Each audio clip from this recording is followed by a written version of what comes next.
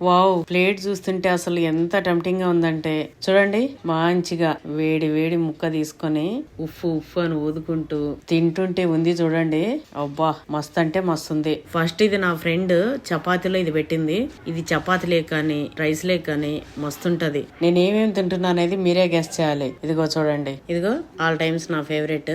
అట్లనే ఈ కర్రీ, అట్లనే ఇది పచ్చడి. ఇట్లా ఇష్టమైన ఫుడ్ పెట్టుకొని వీక్లీ వన్స్ అయినా తినాలండి. నేనంటే డైలీ తింటా చెప్తున్నా, వీక్లీ వన్స్ అయినా మీకు నచ్చిన ఫుడ్ తినాలి. నాకు ఫేవరెట్ కామన్ ఈ పచ్చిమిర్చి అన్నిటిలో వేసుకొని తింటుంటా. అయితే ఒక స్టోరీ, 2 సింహాలు ఉంటాయి. అవి 2 ఫ్రెండ్స్. ఒక రోజు అవి 2 కొట్టుకొని విడిపోతాయి. కొన్ని రోజుల తర్వాత ఒక సింహం ఏమో పిల్లలతో ఉంటది, ఒక సింహం ఏమో సింగిల్ గానే ఉంటది. ఒక రోజు ఆ పిల్లల పైకి కుక్కలు దాడి చేయడానికి వస్తాయి. ఆ సింగిల్ సింహం అడ్డం వచ్చి వాటితో గొడవ పడి వాటినన్నిటిని తరిమి కొడుతుంది.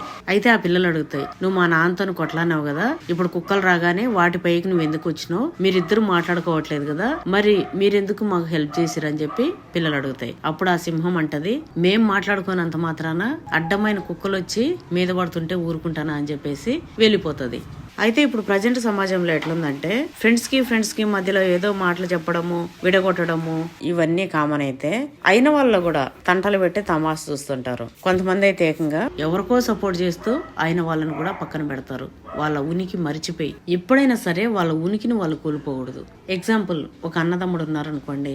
అన్నదమ్ములకి కామన్ గా గొడవలు వస్తాయి. గొడవలు పడని అన్నదమ్ములు ఉండరు, గొడవలు పడని ఫ్యామిలీలో ఉండరు. భార్య భర్తలే గొడవ పడతారు, ఇంకా తొడబుట్టినోళ్ళు గొడవ పడరా? గొడవ పడతారు. కానీ బయట వాళ్ళు ఎవరైనా ఒక మాట అంటే వాళ్ళని అన్నట్టు వాళ్ళు ఫీల్ అవ్వాలి. అది పుట్టుక అంటే. అట్లా కాకుండా ఇంకొకలాగా వాళ్ళ ప్రవర్తన ఉంటే ఇంకా అవి బంధాలని, రక్త సంబంధాలని, ఇంకా పెద్ద పెద్ద పేర్లు ఎందుకు చెప్పండి.